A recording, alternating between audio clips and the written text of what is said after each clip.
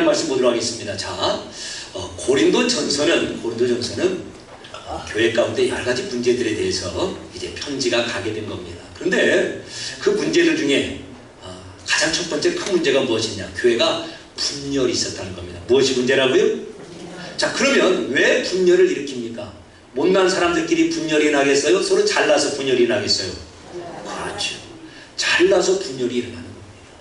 나는 맞고 너는 틀린 것 같고, 나보다 못한데 너가 인사받고, 이런 걸 참아낼 수가 없어요. 내가 너보다 나은데. 그러다 보니까 분열이 일어나게 됩니다. 그래서 이 사람 저 사람 우두머리로 세우면 사실은 우두머리끼리는 싸울 일도 없어요.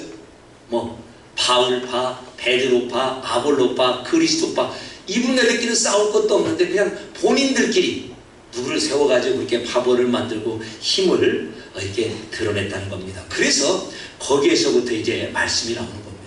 말씀의 내용은 이것입니다. 야, 십자가가 하나 되게 하는 것이지 십자가가 나누는 것이고요. 여러분, 십자가가 하나 되게 하는 거예요? 나누는 거예요?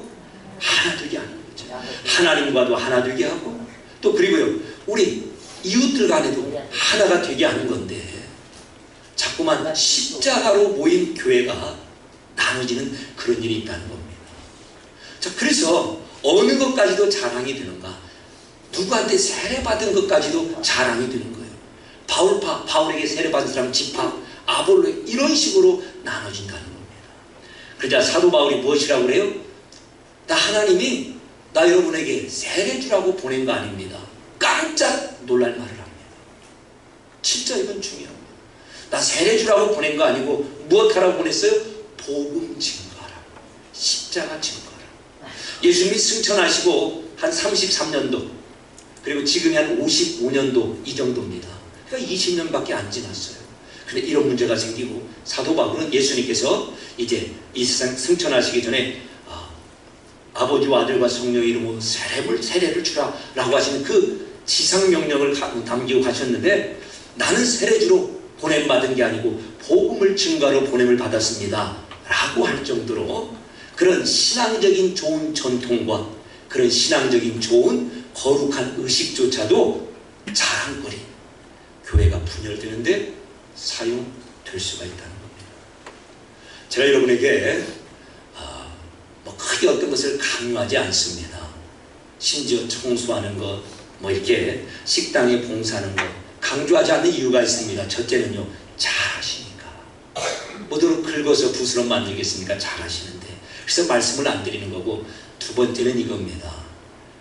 혹시라도 나 그거 지금 못해서 마음이 이렇게 참 어려운데, 그 말 때문에 더 어렵고 교회 나오기가, 또 같이 이렇게 교회를 섬기시면서 앞서서 봉사하시는 분들 미안해서 아예 교회까지 못 나오는 분이 있을까봐 그래서 그렇습니다. 그런 분이 있을까요? 없을까요? 있지. 우리도 처음 왔을 때는 다 그렇지 않습니까? 어떤 분이 그래요. 수요일날 수요 예배를 안 나오십니다. 왜 그렇습니까? 나는 청소 못하는데 청소하는 거 미안해서 예배를 드리러 못 가겠습니다. 자, 그러면 청소를 해야 될까요? 안 해야 될까요? 해야 되지요. 하는데 조용히 해야겠죠. 왜? 남들은 다 청소하는데 나 청소 못하니까 나 미안해서 아예 예배로 올 수가 없는 거예요. 뭐 그런 사람이 다 있대. 예, 그런 사람도 있을 수가 있습니다. 그래서 지금 무엇을 말씀하는가? 십자가라는 건 무엇인가? 우리가 십자가로 구원받았다는 것은 정말 중요하지 않습니까? 그냥 예수님이 다 품고 가신 겁니다. 완전히 다 덮어버린 거예요. 네 거 내가 다 짊어지고 너는 그냥 오면 돼. 사실은 그게 십자가더라 이 말입니다. 그러니까 십자가 앞에서는 나눠줄 것이 없지요. 얼마 전에 우리 전정옥 선생님, 우리 조중승 권사님, 우리 부분 되시는 그 선생님께 이제 잠깐 놀러 갔어요. 신방 갔습니다. 그랬더니 막 이런저런 말씀을 하시면서 저한테 그래, 제가 미리 말씀을 드리는 이유가 있습니다. 우리 그 전 선생님이 그래, 목사님, 내가 앞으로 배추 200포기 심어가지고 올 김장할 때는 제가 200포기를 내겠습니다. 그러시는 거예요. 권사님 들으셨어요? 그래요. 자, 보세요. 뭐 돈이고 이런 다 떠나서 얼마나 감사합니까? 그러니까 우리는 겉으로 보니까 몰라요. 저분이 뭐 은혜를 누리는지 왜 오시는지 참 모르는데 사실은 그 마음속에 우리가 모르는 하나님의 은혜가 있다는 겁니다. 그래서요, 너무 쉽게 막 불러다가 닥달하고 가르치고 그렇게 하지 않아도 하나님께서 마치 우리를 그러셨던 것처럼 그렇더라 이 말입니다. 우리 옆에 계신 분들이 이렇게 나를 거슬리게 하는 것들이 있어요. 그렇죠? 예를 들어서 제가 전에 서울에서 이렇게 목회할 때는 한 집사님은 예배 시간이 되면 벨트를 부릅니다. 뭘 불러요? 자, 무엇 하려고 벨트를 불렀겠어요? 에? 에? 찬양하려고 벨트를 불러요? 다리가 벌어질까봐. 우리 남자분인데 안수 집사님이신데 하나님 앞에 다리를 쭉 벌리고 예배를 드릴까봐 벨트를 불러가지고 다리를 이렇게 꽉 그렇게 붙이고 예배를 드립니다. 얼마나 멋있어요. 참 정말 귀한 분이죠. 어떤 안수 집사님은 이 접시를 누가 설거지할 필요가 없습니다.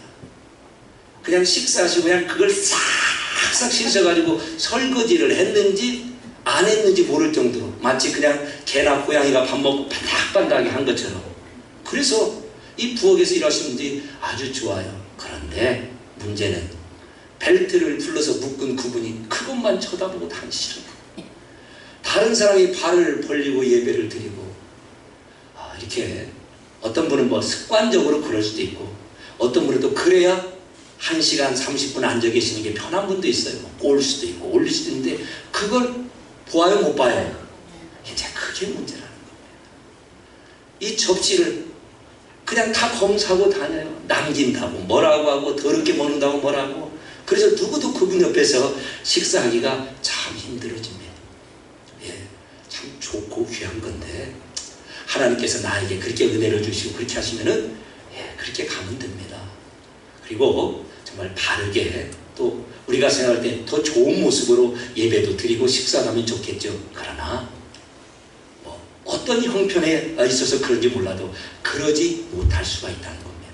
그래서 혹시라도 잘하자고 하는 것이 나중에 속상하고 나뉘어지는 그런 안타까운 결과가 임해서는 아니 된다는 겁니다. 몇 주째 이 말씀을 드리는 이유가 있습니다. 우리 교회가 그래서 그렇다는 게 아니라 저도 그렇고 여러분도 그렇고 의도하지 않았음에도 불구하고 그런 결과가 나올 수가 있다는 거예요. 또 한 가지 예를 들겠습니다. 뭐 남의 얘기가 아니라 제가 이제 목회할 텐데요. 이제 그때 교회에서 아버지 학교를 열게 됐습니다. 일반 교회에서 아버지 학교를 연다는 건 아주 큰 일입니다. 그만큼 남성들도 많이 있어야 되고 교회에서 지원도 많이 하고 그래서 참 어렵게 아버지 학교를 열게 됐습니다. 근데 이제 문제는 모집을 해야 되잖아요. 그래서 이쪽 교회에서 최소한 제 욕심으로는 우리 모든 남성들 아버지들이 다 오기를 바랬습니다. 그래서 제가 이렇게 광고를 했습니다. 여러분 4번인데 이 4번을 참석하면 1년 동안 저와 함께 예배 드린 것보다 더 큰 효과가 있을 겁니다.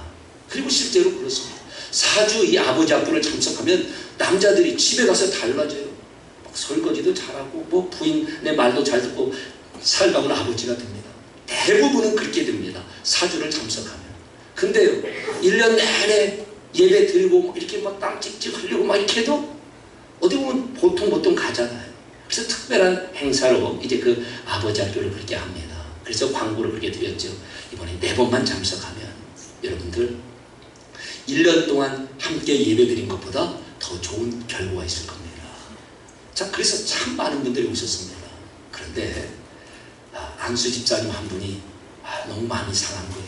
왜냐하면 그분은 이렇게 장사를 하시는 분입니다. 식당을 하시는데 그 시간을 뺄 수가 없어요. 근데 목사가 매 시간마다 한 번만 와주십시오. 한 번만 오면 감사하겠습니다. 그러니 얼마나 불편하겠습니까?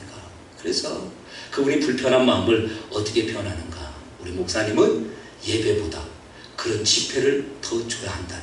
이렇게 된 거예요. 그래서 저의 의도와는 상관없이 그분이 마음이 아프고 아주 한참을 고생한 적이 있습니다. 그런 일도 있을 수가 있다는 거예요. 그래서 참 저도 조심스럽고 여러분도 우리가 신앙생활 할 때 또 신앙생활뿐만 아니라 가정생활, 사회생활도 마찬가지죠. 이게 바로 십자가 안에서 복음으로 구원받은 자들의 삶이 된다는 겁니다. 자, 그리고 이제 고린도 교회에서는 무엇도 문제였냐? 예수님 믿는 것도 자랑이었더라 이 말이에요. 내가 이 정도 되니까 예수님을 믿었지 라고 자랑을 합니다. 그래서 사도 바울이 말합니다. 우리 중에 가방끈 긴 사람이 얼마나 있습니까? 우리 중에 가문이 좋은 사람이 얼마나 있습니까? 만약에 배우고 가문이 좋고 경제력이 좋아서 그것이 조건이 돼서 예수님 믿는다면 저 바깥에 있는 사람들이 더 예수님 믿을 그런 조건이 더 많은데 왜 우리들이 예수님을 믿는 자리에 왔겠습니까? 우리를 불쌍히 여기시고 하나님 은혜로 불러주셨기 때문입니다. 그렇게 답을 내립니다. 자, 그러면서 한번 보여주시기 바랍니다. 예, 하나님께서 두 번째입니다. 자, 첫 번째입니다. 이 지혜 십자가를 한 사람도 세상 내에서는 알아보지 못했습니다. 만약 그때 말렸겠죠. 왜 예수님 이분 죽이냐고. 근데 다 하나도 예수님의 십자가, 하나님의 지혜를 알아보지 못했습니다.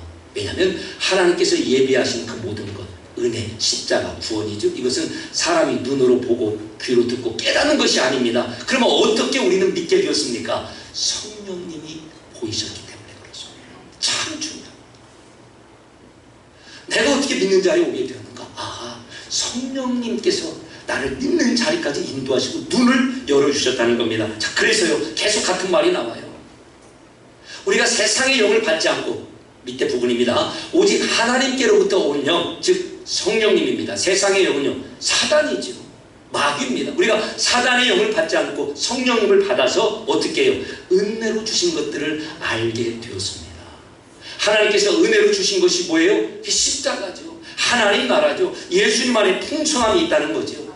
그러니까 어떻게 예수님을 믿게 되었는가? 은혜로 주신 것을 우리는 어떻게 알게 되었는가? 성령님이 우리에게 오셨기 때문이라는 겁니다. 그래서 내가 이만큼 잘났으니까, 이 정도 했으니까 라고 자랑할 것이 없다는 겁니다. 자, 말씀을 맺습니다. 자, 여러분 꼭 기억하시길 바랍니다. 우리는 어떻게 하나님께서 은혜로 주신 이 모든 것을 알게 되었습니까? 성령님께서 우리에게 오셔서 우리에게 보이신 결과입니다. 사실 자랑할 것도 없고 그냥 감사할 것뿐만 있고, 그리고요 아직도 이 은혜의 자리의 모든 사람들 향해서는 어떤 마음을 가지죠? 하나님, 성령님 저에게 찾아오셔서 보여주신 것처럼 그분들에게도 찾아가시고 보여주십시오. 그리고 하나님께서 하나님의 은혜를 따라 분명히 그 일을 허락하실 것입니다. 다시 한번 우리가 어떻게 이 자리까지 오게 되었는가? 모든 것이 어떻게 은혜인가?